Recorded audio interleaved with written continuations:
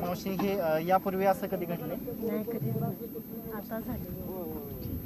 यापूर्वी काय करत होते? म्हणजे जरा असं म्हणजे असं करणी केलेलं भैरवासाचं हे सगळं म्हणजे आमचं तिथं देवस्थानच आहे हो.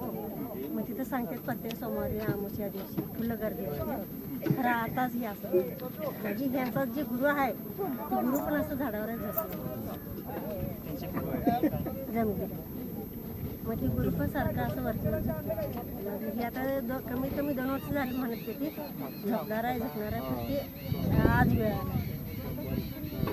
म्हणजे फक्त आज पहिल्यांदाच घडले. हां पहिल्यांदा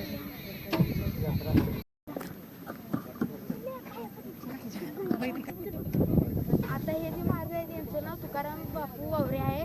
हे सकाळी 5:30 वाजता या झाडावर बसले आहेत. मग त्यांनी काल 1 वर्ष आधी सांगितले मी पंढरपूर भरून आहे ते कुठं भरून सांगितलं आहे. मग काल रात्री ते म्हणत होते की मी त्या बाबी झाडावर झोपणार आहे आणि किमान 9 वाजले होते तेव्हा. मग त्यांनी सकाळी सुरेश काकांना भेटली ते काबुरात तर नव्हतं. मग त्यांना वाटलं की आता हे त्या झाडावर गेलं आहे. मग सकाळी त्यांनी झाडावर बघितलं. मग झाडावर बघितल्यावर थोड्या वेळानं सगळ्यांना फोन केला. सगळ्यांनी असं बांधलं. त्यांनी सांगितलेली रिंगण टाका मायाभोवती माझी ताकद वाढते देवाची. मग म्हणून सगळ्यांनी असं केले. आता संध्याकाळच्याला इथे जेवणाचा प्रसादाचा कार्यक्रम आहे आणि ह्यांचं घर मोरगाव देशिंग मोरगावच्या हद्दीवर आहे.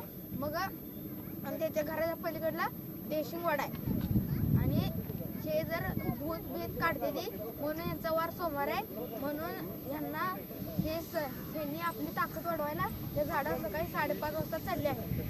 आणि सकाळी आरती करताना हे थोडे हलतात पण हे गुंगीत आहेत म्हणजे यांना अजून कळत नाही दुसरं कोण आले काय नाही. मग ही 5 दिवस असं जायचे. मंगळवारी 5:30 वाजता उठणार आहे तेव्हा इथं मोठा कार्यक्रम करणार आहे. मग ही जागा आहे गणेशनगर शेवगावकर वस्ती कडला इथं आहे. मग इथं जे इच्छुक आहेत ते येऊ शकतात आणि आजचा आरतीच टाइम संध्याकाळी 7 वाजता. कोणाला इच्छुक आहेत ते येऊ शकतात. नाही त्यांनी सांगितले की माझी देवाची ताकद आहे म्हणून कुणाला आत येऊन देऊ नका. मग असं ठराविक जे भक्त आहेत त्यांनी सास केल्या. आता संध्याकाळी त्यांचा मुलगा आरती करून जाते 7 वाजता.